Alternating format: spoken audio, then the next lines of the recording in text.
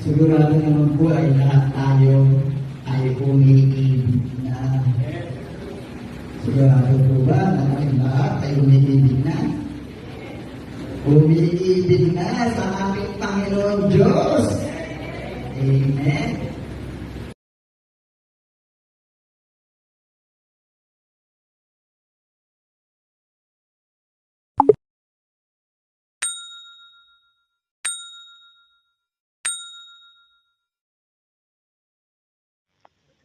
Good morning, good day, church day, Lord day. I'm Brother Cesar Capistrano. Muli na naman pong mag-share sa inyo ng Word of God. Ang ating pong topic sa araw na ito, bahay. Ano ba ito sa Biblia? Ating pong aalamin yan. Meron tayo isang talata sa araw na ito. Bago ko po basahin ang talata, ay tayo po manalangin muna. Diyos amang nasa langit, makapangyarihan sa lahat, sambahin ang ngalan mo. Diyos Ama, maraming salamat po sa gabay, biyaya na pinagkakalob sa amin sa bawat isa sa amin. Di po kami magsasawang magpasalamat. Diyos Amang nasa langit, sa muling pagdilat na naman po ng amin mga mata, ay napakalaking biyaya po ito para sa amin. Muli na naman po namin magagampanan ang aming tungkulin para sa amin sarili, pamilya, trabaho, at kaawaan niyo po kami. Diyos Ama, kung kami po ay nagkukulang po sa inyo. Papasukin niyo po sa amin ang iyong presensya upang sa ganun po ay lubos namin maunawaan, maintindihan ang iyong salita na buhay at makapangyarihan. Ang ngalan ng Panginoong Jesus. Amen. Brother and sister, magandang araw na naman po ng linggo. Ating topic, bahay. Ano ba ito? Sa Biblia. Akin na pong babasahin ang talata ay nasa Mateo chapter 9 verse 28 to 31.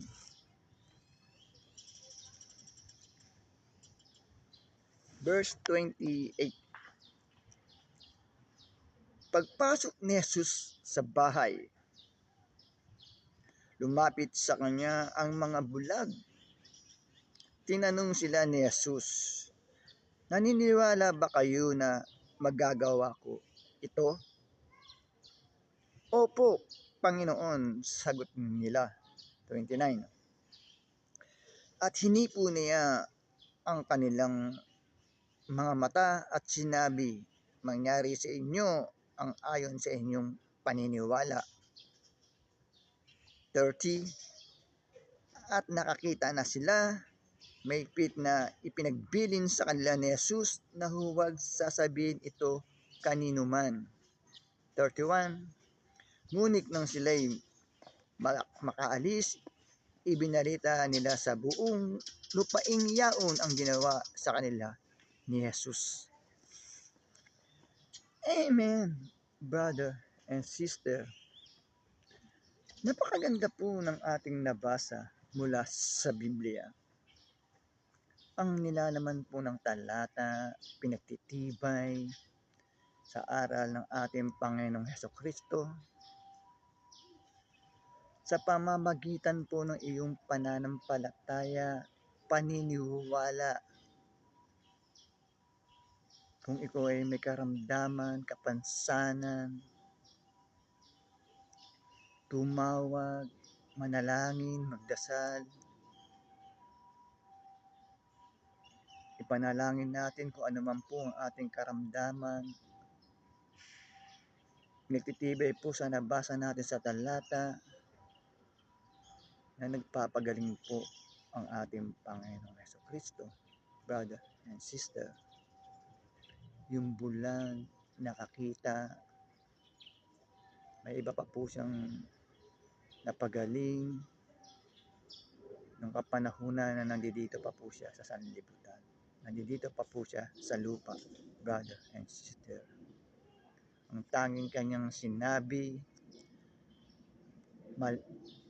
maliban sa iyong paniniwala at pananampalataya, brother and sister. Kung ikaw ay naniniwala, nananampalataya na ikaw ay gagaling sa paglapit o paghiling sa ating Panginoong Kristo ay makakamtan mo ang iyong hinihiling, sapagkat pinagtibay naman po sa nabasa nating talata, yung bulag po ay nakakita, brother and sister. Pero sa kaugalian natin bilang nilikha ng kanyang Diyos amang nasa langit, iwasan po natin, alisin po natin, pag nakamtan po natin ang ating kahilingan, tayo po ay napagaling, eh dapat po ito ay gamitin na po natin sa tama. Gamitin na po natin sa paglilingkod sa ating Panginoong Kristo, paglilingkod po sa ating Diyos amang nasa langit, brother and sister. Sapagkat alam na alam po ng ating Diyos amang nasa langit ang nasa puso't isipan natin, brother and sister. Kasi po ko, may karanasan din po ko, may kwento ko lang po. Karoon na din po ako ng karamdaman. Nilapit ko po sa ating Diyos amang nasa langit, nagdasal, nalangin, hanggang sa ako po ay gumaling. Pinagtitibay ko pa po ang himala na nangyari sa akin. Mismong private doctor na po ang sabi sa akin, diyan sa baga mo, peklat na yan, hindi na yan maaalis. Mismo po ang doktor ang nagsabi sa akin. Pero nung ako po pangatlong ulit ang na-x-ray, wala na po ang peklat na yon. Isang himala po ang nangyari. Kasi po nagiging sagabal sa akin yon. Pag tuwing ini-x-ray ako, nakikita po yung peklat na yon. Napagkakamalan siyang tama o sakit, brother and sister. Pero yun po ay nawala. Dahil sa aking pagdadasal, pananalangin, paglapit sa ating Diyos amang nasa langit, paglapit sa ating Panginoong Kristo. Kaya wag po tayong mawawala ng pag-asa kung tayo po ay may mga karamdaman. Ilapit lang po natin ito sa ating Diyos amang nasa langit at sa ating Panginoong Jesus, brother and sister. Napakaganda po ng ating nabasa mula sa Biblia. Kaya po sana ay wag po tayong manawang makinig every Sunday na aking pong ibinabahagi na salita ng Diyos na buhay at makapangyarihan, upang sa ganun po ay magkaroon tayo ng kaalaman, gabay at control dito sa sanlibutan, brother and sister. Magtatapos na po yung ating topic, tayo po yung manalangin muli. Diyos amang nasa langit, makapangyarihan sa lahat, sambahin ang ngalan mo. Diyos Ama, maraming salamat po sa gabay, biyaya na pinagkakalalusan.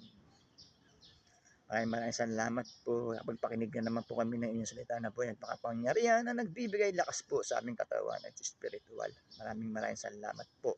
Ang ngalan ng Panginoong Jesus. Amen. Brother and sister, magandang araw na naman po ng linggo. Lagi po tayong mag-iingat at magdadasal. God bless to all.